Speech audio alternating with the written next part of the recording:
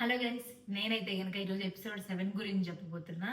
అది మన Nag sir already వచ్చారు, మనం ప్రోమోస్ చూసాం, అంత ఫుల్ ఫైర్లో ఉన్నాడు.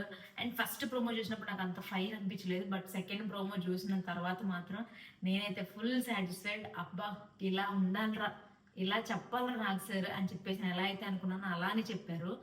మన కామనర్స్ చెక్కారు భయ్య, మామూలుగా చెక్కలేదు. ఎవరెవరికి ఎంతెంత రేంజ్లో చెక్కారో అంత రేంజ్లో చెక్కినగేశారు నాగ్ సార్. అండ్ ఎవరైతే టాప్లో ఆడారో వాళ్ళని కూడా అప్రిషియేషన్ చేశారు. అండ్ వాళ్ళు ఏమేమి చేంజ్ చేసుకోవాలని చాలా క్లియర్గా చెప్పారు. వన్స్ వాళ్ళు కనుక క్లియర్ చేసుకున్నారంటే కనుక వాళ్ళు ఇంకంతే టాప్ పొజిషన్లో ఉంటారు. వాళ్ళు ఎవరో కాదు, ఫస్ట్ తనుజ. అందరినీ హాయ్ చెప్పి పలకరించి అంతా బాగుంది.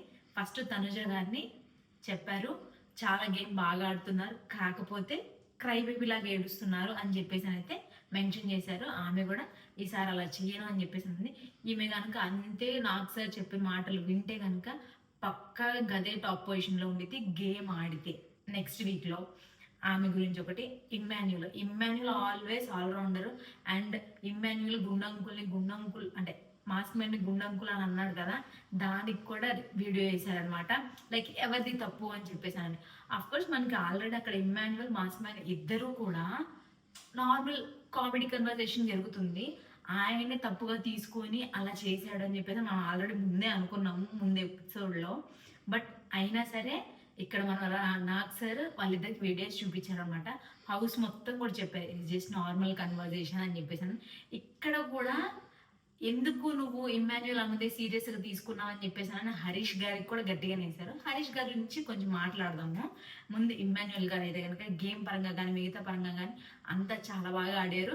అండ్ మన నాగ్ సార్ కూడా ఆయన కరెక్ట్ చెప్పాడు, అంటే ఎలా ఆడావు, ఇది నీ ప్లేస్, ఇంతే కంటిన్యూ చెయ్యి అని చెప్పేసి కూడా చెప్పారు. కొన్ని దగ్గర ఎక్కడి వరకు ఉండాలో అది కూడా చెప్పారు.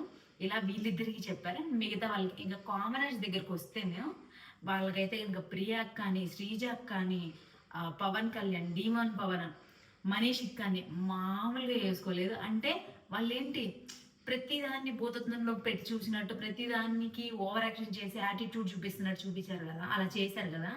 అదే వాళ్ళకి చెప్పారనమాట.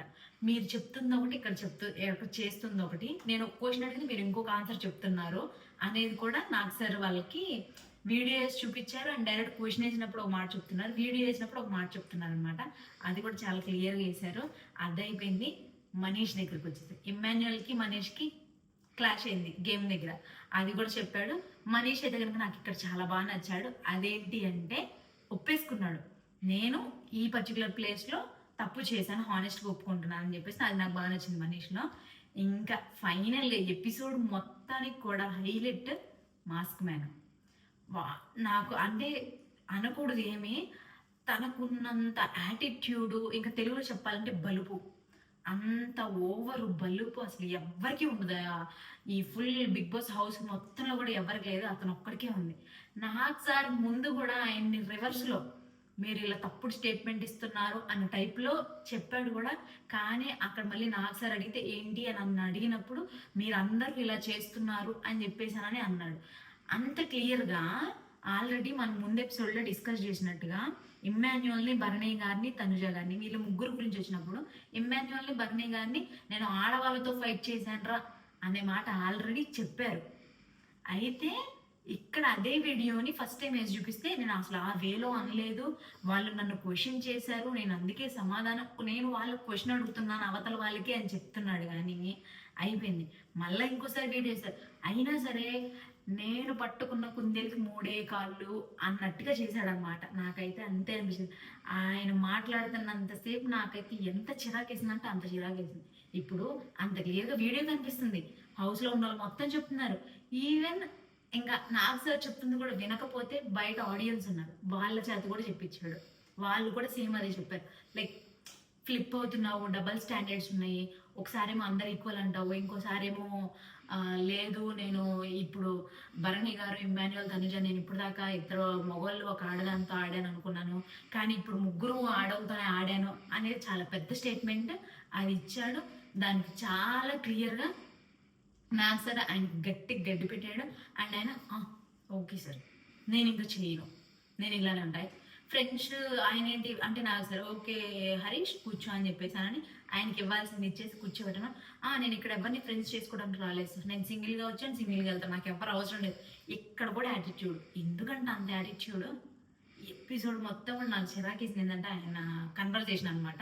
సో ఈ ఎపిసోడ్ మొత్తం కూడా మన కామనర్స్ గురించి అండ్ ఎవరెవరు ఆడారని చెప్పేసి అయితే జరిగింది. అండ్ సేఫ్ ఎవరు అయ్యారంటే ఫస్ట్ తనుజ గారు అయ్యారనమాట సేఫ్ ఈరోజు.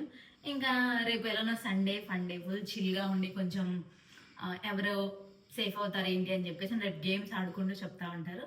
సో ఇది ఈరోజు ఎపిసోడ్ అనమాట. So like share